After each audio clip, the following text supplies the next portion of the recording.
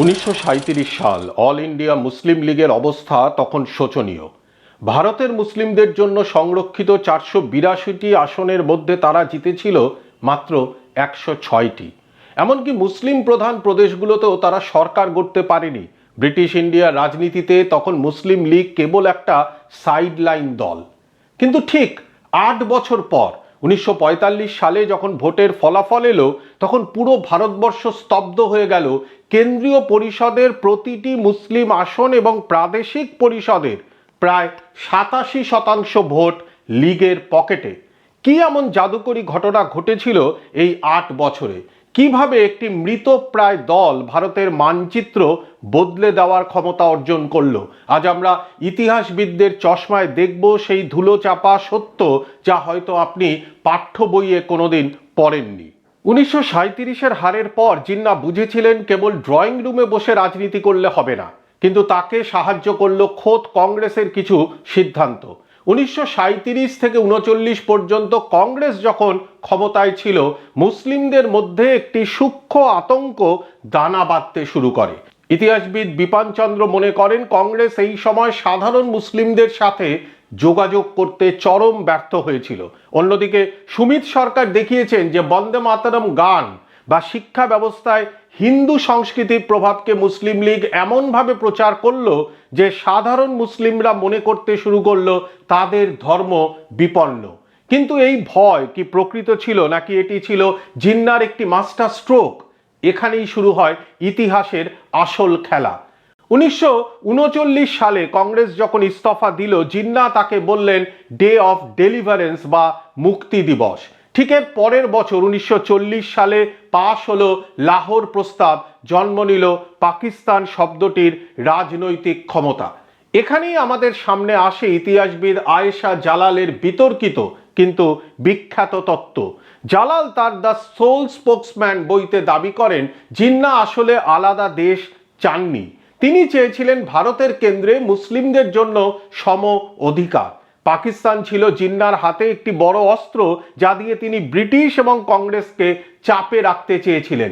কিন্তু একটি রাজনৈতিক স্লোগান তখনই সফল হয় যখন ময়দান ফাঁকা থাকে, আর জিন্নার জন্য সেই ময়দান পরিষ্কার করে দিয়েছিল স্বয়ং দ্বিতীয় বিশ্বযুদ্ধ। 1942 সাল গান্ধীজি ডাক দিলেন ভারত ছাড়ো আন্দোলনের। ফলাফল, কংগ্রেসের প্রায় সব বড় নেতা জেলে। রাজনৈতিক ময়দান এখন পুরোপুরি খালি। ঠিক সেই সময়টাকেই জিন্না সোনার সুযোগ হিসেবে নিলেন। ইতিহাসবিদ অনিতা ইন্দর সিং বিশ্লেষণ করেছেন যে যুদ্ধের সময় ব্রিটিশদের ভারতের ভেতরের সমর্থন দরকার ছিল। কংগ্রেস যেহেতু বিদ্রোহ করছিল, তাই ব্রিটিশরা মুসলিম লীগকে স্পেশাল স্ট্যাটাস দিতে শুরু করলো। ভাবুন তো, 3 বছর ধরে আপনার সব প্রতিদ্বন্দ্বী জেলে, আর আপনি তখন পুরো দেশে আপনার নেটওয়ার্ক ছড়াচ্ছেন। 1945-এর বিজয়ের ভিত কি তবে এই রাজনৈতিক শূন্যতায় তৈরি হয়েছিল? তবে লীগের জয় শুধু ওপরতলার রাজনীতিতে সীমাবদ্ধ ছিল না, এর পেছনে ছিল গভীর অর্থনৈতিক কারণ। ইতিহাসবিদ হামজা আলভি একে ব্যাখ্যা করেছেন স্যালারিয়েট বা চাকরিজীবী শ্রেণীর স্বার্থ দিয়ে। শিক্ষিত মুসলিম যুবক ও আমলারা মনে করত পাকিস্তান হলে তাদের চাকরির প্রতিযোগিতা থাকবে না।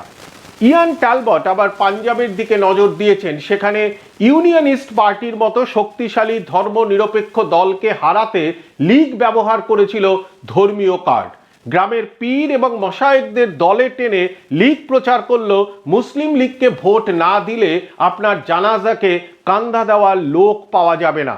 শিক্ষিতদের চাকরি আর গ্রামের মানুষের ধর্ম, এই দুয়ের মেলবন্ধনে লীগ হয়ে উঠল অপ্রতিরোধ্য।